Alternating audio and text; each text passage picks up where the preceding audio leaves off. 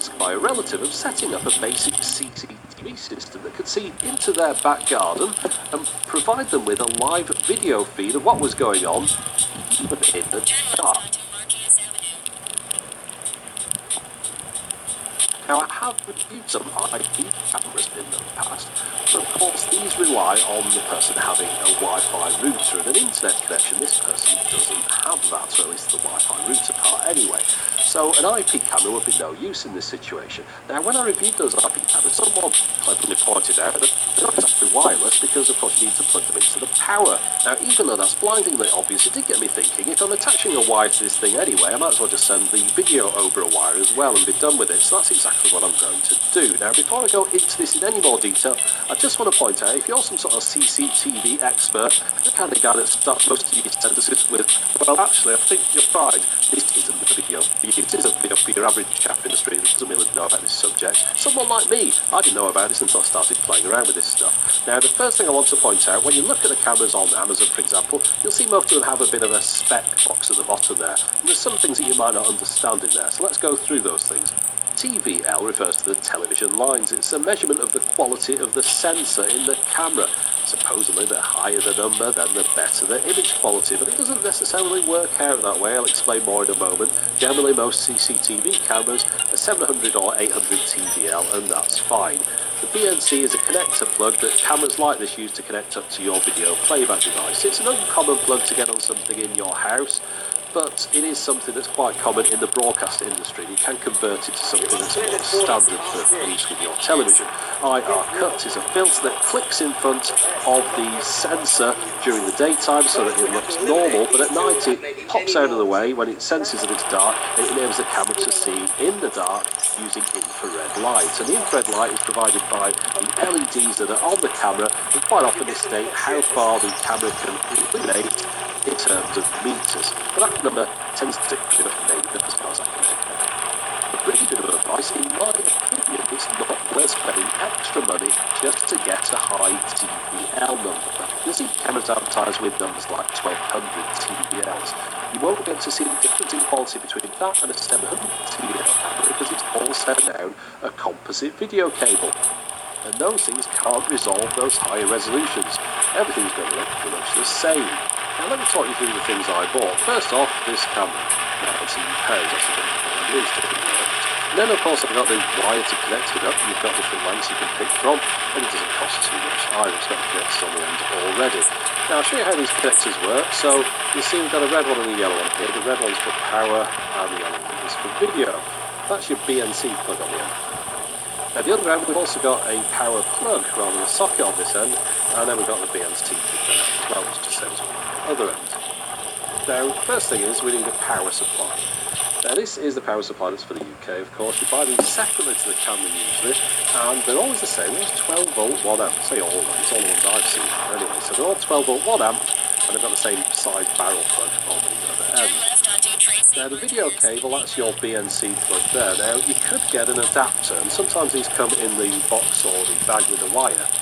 And that enables you to connect the BNC plug up to your standard RCA phono type plug. But you might still have in your television, most televisions still have one of those in the back or the side somewhere, and you can connect it up with that. Although I decided I'm going to go with something that connects up straight to the BNC plug, because I'm not going to be plugging this into a television. I'm going to use a monitor. I ended up buying this particular monitor. It's the only one I could find that had a BNC plug on it. It mentions it there on the box particularly. It's like designed really as a CCTV camera displayer. Now this comes with the same type plug and the same size barrel plug, and it's still 1 amp 12 volts, so they're interchangeable with the ones on the camera. So let's just get it out of this bag and have a look. So as you can see there, it's 4:3 ratio screen. Most CCTV cameras haven't gone widescreen. There's your BNC plug at the top there. We've got your usual video and then audio left and right sockets on there. By the way, these CCTV cameras don't do audio. You just plug into that video BNC socket up there, so there's no audio plug-in. And then this little socket here on this particular one lets me plug in a VGA monitor if I want to. It's 800 by 600 resolution, I think, this screen, so it's not bad. Little fold-out stand on the bottom there as well. This thing cost me 50 quid, by the way. There's links at the end of the video for all these different things. So that's my monitor, but I could have used this one. I picked up some of these. I found them on eBay. It amused me. Little old Sony monitors that we used in broadcast. Look at the size of this thing. It's like a battleship, but it does have the BNC connectors on the back. You can switch it between 16:9 and 4:3 ratio. These things cost me, well, I got this one, 3 of them, for just under £100. I had this idea of setting them up in the house. You can see the model number there at the bottom left. I had an idea of sort of setting them up, having it look like the Nostromo or maybe an old breakfast TV kids show where they used to have televisions behind them and sort of do a bit of broadcasting. I might use something to get a bit of nostalgia for the old CRTs. Anyway, back to this stuff. The other thing that I'm not going to show you, because I haven't got one, is one of these recorders. This particular recorder on Amazon, you can see, it's 50 quid. To that you need to add a hard drive to get it to work. They don't come with those in them, but that records the video signal. You put that between the monitor and the camera, and it can record up to 4 channels at once, and also stream it over the internet.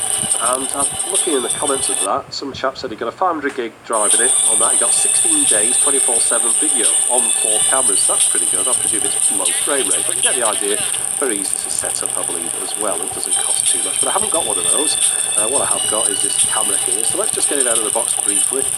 This is the one that cost me like £19. Let's see what you get. Well, there's your camera. As you can see, LEDs on the front to light things up. Little green thing at the bottom there, that's the day-night sensor to switch on that filter. You've got a tripod screw hole at the back and on the bottom there. Now, those are tripod size, your standard tripod size. They're a bit shallower than tripod screw threads, so you just have a bit less sort of screw on them, as you can see there. So that goes in there, and the idea is you screw that in there, you've got a ball joint you can loosen up on the top and get the camera how you want. That's if you're going to stick it on a wall or something. They're always a bit flimsy, those things. I don't think they've made them particularly well, but that's the one that they threw in the box with this one. And you get these screws to put the roll plugs and things to screw into your wall. I've just stuck it on this little Gorilla Pod thing here, just so you can see it's on the table. So this day you connect a BNC plug, you put it on, you twist it round, it locks it in like that. Then you've got the power plugged into there. So that's the cable plugged in at the camera. You need to put some tape around that or something if you're going to put it outside to keep it waterproof, of course. You don't want water getting into that, but they all have this little cable like that hanging off the back of the camera. And then the other end of that, I think I've got 5 metres here or so, plugging in that power supply that I showed you before, that goes into that barrel plug there, and then that cable goes into the monitor at the top here, and we're all ready to go. So plugged it in, as you can see there, you've got a live feed. We use 2 plugs, I think they're called, one for the camera, one for the television. It's good seeing a live feed on these because it's very smooth. Now let's just switch off the lights to show you what the day and night looks like, or the interior, I suppose, again, darkness. You can see there the infrared illumination comes on, got like a bomb going off. It seems to be getting a bit of a hot spot in the middle on this one. It's not lighting up all the way around the edges, and as you can see when you put something here it just lights that up. But that's how infrared works, the lights come on in the dark. One thing I don't like though, these herringbone patterns, that's what they're called when you get these kind of these bendy patterns. Now that apparently is down to interference, I believe. I've been reading it since. I thought it was at the time, but there's nothing that I took it outside, I thought everything switched off and it's getting interference. So I've got 2 more cameras. I thought, well, maybe there's something a bit funny with that camera. It always seems to do it in the dark. So I've got this little camera here, this sort of silver one. You can see similar design, quite nice. It's aluminium, I'm going to say it by the way. Screw threads top and bottom, again same connectors on the back of that. The good thing about CCTV is they're all pretty much the same, all the connectors and things. Interchangeable, very easy to set up once you know what to get. This one comes with a little mount you have to make up yourself, screw it together with an Allen key, bit of a weird mount that one. This final one here, no mount in the box on this one, so you have to get it separately. But look at that, what a weird looking thing. It's got the infrared illuminators either side of the lens on this one, different kind of configuration. I had to buy my own mount for that one. I thought I'll get a separate mount anyway, just so I've got one in if I need one. So let's have a look how both these cameras perform, because I was a little bit concerned about that wavy light thing. So we'll try this one indoors, and you see there at the bottom on the Pi cage, yeah, I'm still getting those herringbone patterns. So in the end I thought, I bet it's the wires, not the cameras. Although the cameras were a little bit different from one another. So I've got these wires, and I've got a couple of different ones from different places. They weren't particularly good quality, but they seem to be standard. I got this particular wire from CPC, which seemed a better quality one. It had those little sort of bits on the cable to reduce interference. And believe it or not, yes, it did work. So the cable is important, get a good quality cable. But now I've got 3 CCTV cameras. Let's call them White, Silver and Johnny 5. And let's compare them with one another, because since I've got 3, we might as well do a bit of a comparison thing. So this is the first one I got.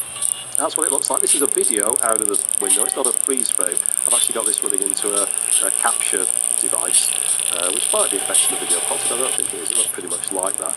Now, as you can see, that's nice and sharp. I mean, it's sort of standard definition, but you could see if someone was jumping into your garden and doing something unusual, you'd get a good quality image of it.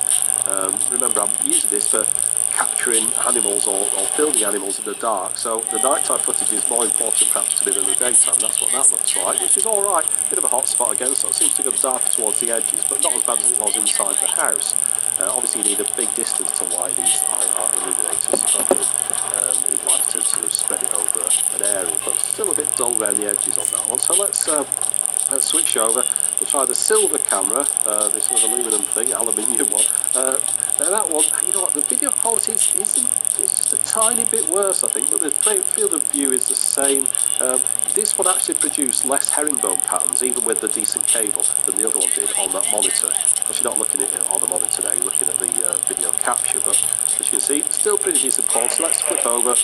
That's night time. A bit more of a spread on the LEDs there, I think. You can see it's a little bit more illuminated on the left. One thing I have to mention about this was really, really dark. I wouldn't be able to see that bench or even those stairs at all, the steps at the front of the chairs at the front or anything with my naked eye. It was just blackness and a few lights behind from the houses. Now finally, let's give Johnny 5 a go and see how he copes.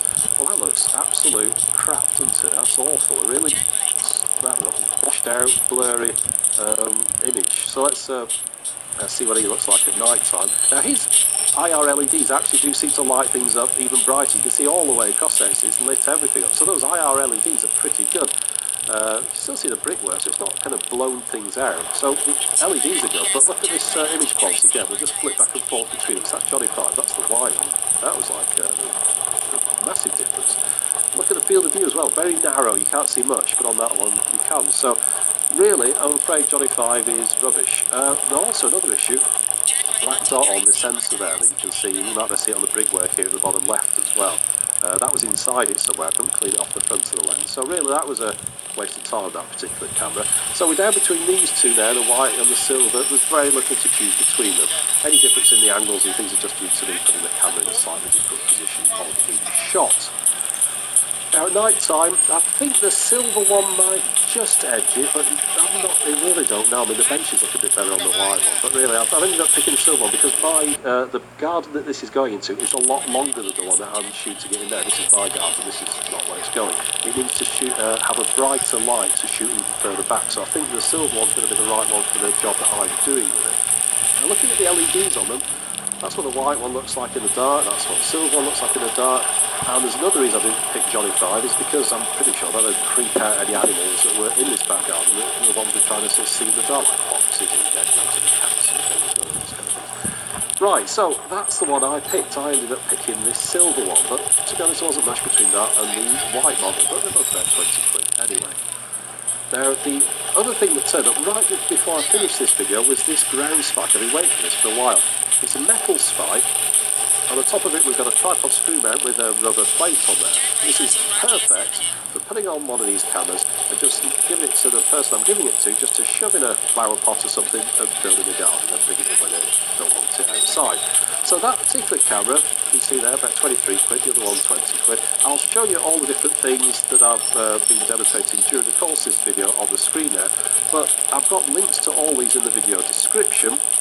There'll be a link up there, it'll take you through to my blog, and if you want any of these things you can click through from there and get hold of them, although I'd recommend getting a decent wired from CPC rather than the cheap one that I was demonstrating it with. Anyway, that's my brief look at CCTV. I hope you found this interesting, entertaining, or just not boring. But anyway, that's it for the moment.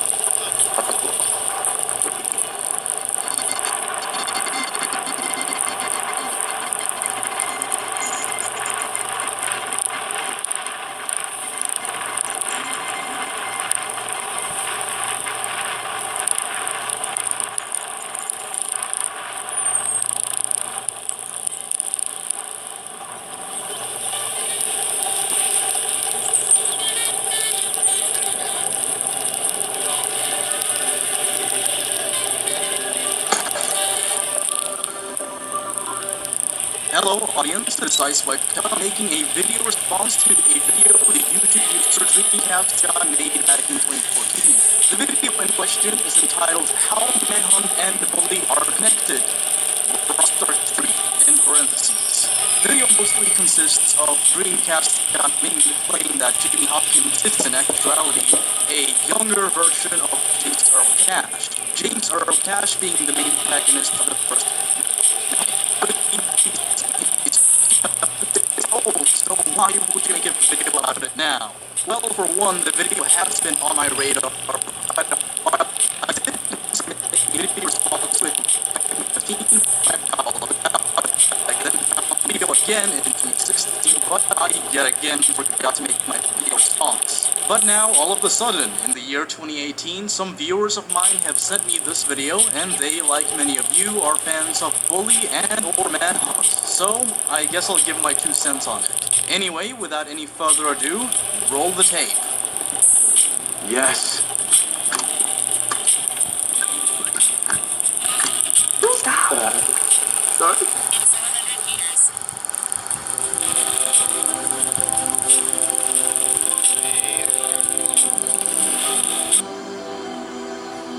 Intellectual stuff.